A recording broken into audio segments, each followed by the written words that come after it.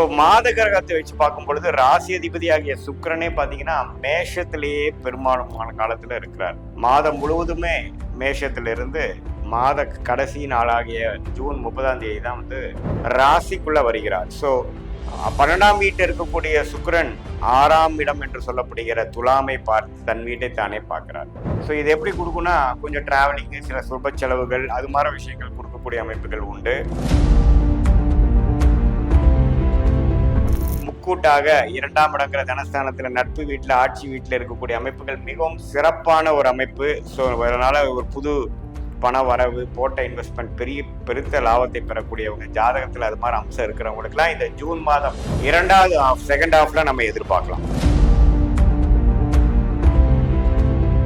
இதுவரை செய்த 2 வருடமாக நீங்க 2023 சனி 10ஆம் இடத்துல செய்த முயற்சிக்கு தகுந்த லாபத்தையும் அறுவடை செய்யக்கூடிய காலத்தையும் கொடுக்கக்கூடிய ஒரு காலகட்டத்துக்குள்ள முதல் மாதமாக ஜூன் 2025 வருதுங்கிறது நீங்க தெரிஞ்சுக்கணும்.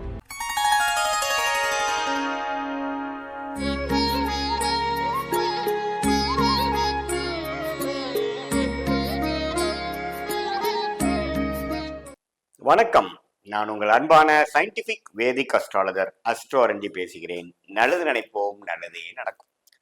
தொடர்ந்து நம்மளுடைய சேனல்ல வரக்கூடிய வீடியோஸ் எல்லாம் பார்த்துட்டு இருப்பீங்க நம்புறேன். அறிவியல் சார்ந்த ஜோதிட கருத்துக்கள் எந்த விதத்திலும் மிகைப்படுத்தாமல், பரிகாரங்கள், மூட நம்பிக்கைகள் அதெல்லாம் போகாமல், எப்படி நம்மளுடைய கர்மா போன ஜென்மத்தில் செய்த பாவ புண்ணியங்களுக்கு தகுந்த மாதிரி இந்த பிறவியில் நம்மளுடைய வாழ்க்கை சம்பவங்களாக, சாதகமான சம்பவங்களாக, சாதகமற்ற சம்பவங்களாக, ஒளி தத்துவ பிரகாரம் நம்ம பிறக்கக்கூடிய ஜாதகத்தில் இருக்கக்கூடிய கிரகத்தின் திக்பலம், ஸ்தானபலம், திருக்பலம் போன்ற சில பலங்கள் சம்பந்தப்பட்டு நம்மளுடைய கர்ம பலன் நம்மளுடைய வாழ்க்கையில எப்படி செயல்படுகிறது, அது மூலமா நம்ம வாழ்க்கை எப்படி நடக்க போகிறது, பலாபலன்கள் எப்படி இருக்கிறது, இதை வைத்து நம்ம வாழ்க்கையில எப்படி நம்மளுடைய வாழ்க்கையை முன்னமே மேம்படுத்த முடியும், தேவையில்லாத விஷயத்துக்கு போகாமல் நம்மளுடைய கர்மாவின் அடிப்படையில் நம்ம போய் வாழ்க்கையை நம்ம அமைச்சு கொண்டவே ஆனால் எப்படி நம்ம வாழ்க்கையில வெற்றி பெற முடியுங்கிறது நம்மளுடைய வீடியோஸ்ல பார்த்துட்டு இருக்கோம்.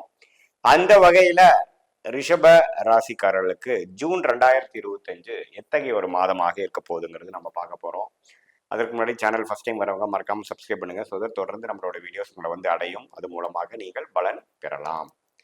இப்போ ரிஷபராசிக்காரர்களுக்கு கோச்சார் அமைப்புல, டிரான்சிட் அஸ்ட்ராலஜி அமைப்புல எத்தகைய ஒரு அமைப்புகள் இருக்கு ஆண்டு கிரகம் பார்த்தீங்கன்னா, ஜூன் மாதம் பிறக்கிறப்பவே பார்த்தீங்கன்னா முப்பெரும் பெரிய பயிற்சி, சனி பயிற்சி, ராகு கேது பயிற்சி அண்ட் குரு பயிற்சி நடந்து விட்டானது உங்களுக்கு தெரியும். மே மாதமே குருவும் ராகு கேது பயிற்சியும் நடந்து விட்டது. மார்ச் மாதம் பார்த்தீங்கன்னா சனி பயிற்சி நடந்து விட்டது. ஸோ இந்த 3 மிகப்பெரிய ஆண்டு கிரக பயிற்சிகள் நடந்துதான் ஜூன் மாதம் பிறக்குதுங்கிறது நம்ம தெரிஞ்சுக்கிறோம். அது ரிஷபராசிக்கு எத்தகைய ஒரு பலாபலன்கள் நிறைந்ததாக இருக்க போகிறதுன்னு பார்க்க போறோம். இப்ப பாத்தீங்கன்னா சனி 11ஆம் இடத்துக்கு வந்துட்டார். கிட்டத்தட்ட மார்ச் எண்டிலிருந்து கடந்த 1.5 மாதமாக, 2 மாதமாக. ஸோ நம்ம ஜூன் மாதம் பிறக்கும் பொழுதே சனி ஒரு சாதகமான நிலைமையில தான் இருக்கிறது. அதே சமயத்துல கடந்த 1 வருடமாக குரு இருந்த ராசிக்குள்ள இருந்தவர் 2ஆம் இடம் என்று சொல்லப்படுகிற அற்புதமான ஒரு இடத்துக்கு, தன குடும்ப வாக்குஸ்தானத்துக்கு இடம்பெயர்கிறார். ஸோ ரிஷப ராசிக்காரர்களுக்கு அதுவும் ஒரு அருமையான விஷயம். பண விஷயத்துல, மற்ற விஷயத்துல எல்லாமே ஓரளவுக்கு நல்ல பலனை கொடுக்கக்கூடியது. சனியும் சாதகமான நிலையும், குருவும் சாதகமான நிலை இருக்கு. ராகு 11ஆம் இடத்துல இருந்து 11ஆம் இடத்துக்கு 10ஆம் இடத்துக்கு வந்திருக்கிறார். கேது பாத்தீங்கன்னா 5ஆம் இடத்துல இருந்து 4ஆம் இடத்துக்கு வந்திருக்கிறார். ஸோ இது என்ன மாதிரி ஒரு தாக்கத்தை கொடுக்கும்னா, வேலை தொழில் விஷயத்துல அதிகமான ஈடுபாடு, நிறைய எஃபோர்ட்ஸ் போடணும், அது இதுன்னு கொடுக்கும். ஸோ ஒரு விஷயத்துல பெனிஃபிட்ஸும் நிறைய இருக்குது, கேஷ் ஃப்ளோவும் நல்லா இருக்கு, அதே சமயத்துல வேலையும் நிறைய செய்ய வேண்டிய முயற்சிகளும் நிறைய இருக்கக்கூடிய அமைப்பு தான் ரிஷபராசிக்காரர்களுக்கு ஆண்டு கிரகத்தை வைத்து வரக்கூடிய அமைப்புகள் உண்டு. இப்போ மாத கிரகத்தை வச்சு பார்க்கும் பொழுது ராசி அதிபதி ஆகிய சுக்கிரனே பாத்தீங்கன்னா மேஷத்திலேயே பெரும்பாலான காலத்துல இருக்கிறார்.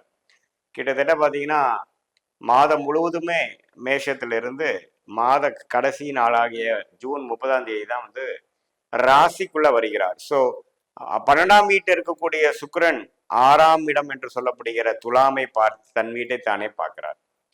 ஸோ இது எப்படி கொடுக்குன்னா கொஞ்சம் டிராவலிங்கு, சில சுப செலவுகள், அது மாதிரி விஷயங்கள் கொடுக்கக்கூடிய அமைப்புகள் உண்டு. சுக்கிரன் 12ஆம் இடத்துல இருக்கிறதுனால கொஞ்சம் செலவுகளுக்கு பஞ்சம் இல்லை, சுப செலவுகள் அதிகமாக இருக்கும். லக்னாதிபதி, அதாவது ராசி அதிபதியே 12ஆம் இடத்துல இருக்கும் பொழுது கொஞ்சம் டிராவலிங்கு, சில புதிய புதிய முயற்சிகள், ஒரு புது ஏரியாவுக்கு போய் பண்ணுறது, நிறைய எக்ஸ்பெரிமெண்டேஷன் பண்ணுறது, அது மாதிரி விஷயங்கள், இன்வெஸ்ட்மெண்ட்ஸ் பண்ணுறது, போட்டதை எடுக்கிறது, அது மாதிரி நிறைய விஷயங்கள் கொடுக்கக்கூடிய அமைப்புகள் இருக்கு. மாதத்தின் இறுதியில தான் ராசிக்குள்ள வந்து கொஞ்சம் ஸ்டேபிளான ஒரு அமைப்புக்குள்ள வரும். அதே சமயத்துல மற்ற கிரகம் என்றாகிய புதன் பாத்தீங்கன்னா ஒரு முதல் வாரம் வந்து 12ஆம் இடத்துல இருந்து ரிஷபத்திலேயே இருந்த ராசிக்குள்ளேயே இருந்த புதன் 2வது வாரத்துல இருந்தே 2ஆம் இடத்துக்கு போய் குருவோட சேர்றது அருமை. ஏன்னா புதனுங்கிறது மிகவும் முக்கியமான கிரகம் ரிஷபராசிக்காரர்களுக்கு. அது வந்து மாதத்தின் 2வது வாரமே ஒரு 7ஆம் தேதி 8ஆம் தேதியே பாத்தீங்கன்னா 2ஆம் இடத்துல போய் ஆட்சி பலம் பெற்று குருவோட சேர்ந்திருக்கிறது தன லாபம், வாக்குல பேச்சினால் நல்ல பெனிஃபிட், டெக்னிக்கல் துறையில இருக்கக்கூடியவங்க, மீடியா துறையில இருக்கிறவங்க, ஐடி சாஃப்ட்வேர் இருக்கிறவங்க, அக்கௌண்ட்ஸ் இருக்கிறவங்க, ஜோதிட துறையில் இருக்கிறவங்களுக்குலாம் நல்ல மேன்மையை கொடுக்கக்கூடிய அமைப்பு மாதத்தின் 2வது வாரத்திலிருந்தே வரக்கூடிய அமைப்புகள் ரிஷபராசிக்காரர்களுக்கு புதன் குருவால் சேர்வதனால இருக்கு. அதே சமயத்துல ஜூன் 16ஆம் தேதி பாத்தீங்கன்னா மாதத்தின் செகண்ட் ஹாஃப் ஸ்டார்டிங்ல சூரியன் என்று சொல்லப்படுகிற 4ஆம் வீட்டு அதிபதியும் 2ஆம் இடத்துக்கு போய் குருவோட சேர்ந்திருக்கிறது அற்புதம்.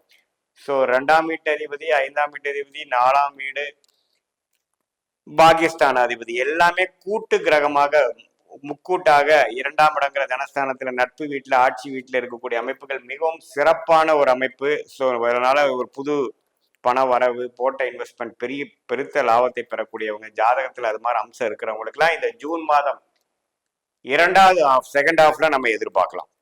ஸோ ரிஷபராசிக்காரர்களுக்கு ஆல்ரெடி சொல்லிட்டோம், சனி 11ஆம் இடத்துல, குரு 2ஆம் இடத்துல இருக்கிறது பார்த்தீங்கன்னா பெருத்த லாபத்தை கொடுக்கக்கூடிய ஒரு இதுவரை செய்த 2 வருடமாக நீங்க 2023 இருந்து சனி 10ஆம் இடத்துல செய்த முயற்சிக்கு தகுந்த லாபத்தையும் அறுவடை செய்யக்கூடிய காலத்தையும் கொடுக்கக்கூடிய ஒரு காலகட்டத்துக்குள்ள முதல் மாதமாக ஜூன் 2025 வருதுங்கிறது நீங்க தெரிஞ்சுக்கணும். அதே சமயத்துல செவ்வாய் பார்த்தீங்கன்னா பங்குதாரர்கள் ஆணா இருந்தால் மனைவி, பெண்ணா இருந்தா கணவன், அது மாதிரி உறவை கொடுக்கக்கூடிய செவ்வாய் பாத்தீங்கன்னா இதுவரை 3ஆம் இடத்துல நீச்சமா இருந்தது. நட்பு வீடு, அதிநட்பு வீடு ஆகிய சிம்மத்தில் 4ஆம் இடத்தில் நட்பு வீட்டுக்கு மாறுவதும் நல்ல விஷயங்கள். ஸோ இதுவரை இருந்த கருத்து வேறுபாடுகள், சுணக்கங்கள் எல்லாம் கொஞ்சம் நீங்கி கொஞ்சம் நல்லாவே கொஞ்சம் இணக்கமா போகக்கூடிய அமைப்புகள், ஒரு புது பார்ட்னர்ஷிப் கிடைக்கிறது, அது மாதிரி விஷயங்கள், அது மூலமா தொழில் அனுப்பிடுறது, ஒரு புது பார்ட்னர்ஷிப் மூலமா ஒரு தொழில் ஸ்டார்ட் பண்றது, அது மாதிரி விஷயங்களுக்கெல்லாம் நல்ல ஒரு பலனை கொடுக்கக்கூடிய அமைப்பு ரிஷபராசிக்காரர்களுக்கு உண்டு. ஸோ புதனின் சஞ்சாரமும் நல்லா இருக்கு, சுக்கிரனின் சஞ்சாரமும் நல்லா இருக்கு, சூரியனின் சஞ்சாரமும் நல்லா இருக்கு, செவ்வாயின் சஞ்சாரம் நல்லா இருக்கு, ஆண்டு கிரகத்தின் விஷயங்களும் பரவாயில்லை. ஸோ இப்படி வச்சு பார்க்கும் பொழுது வெளிநாடு எதிர்பார்த்து கொண்டு இருக்கிறவங்களுக்கு எல்லாம் பாத்தீங்கன்னா வெளிநாடு கிடைக்குது. ஏன்னா 8ஆம் வீட்டை குரு பாக்குறாரு, அவரோட வீட்டையே அவர் பாக்குறது மிகப்பெரிய பலம்.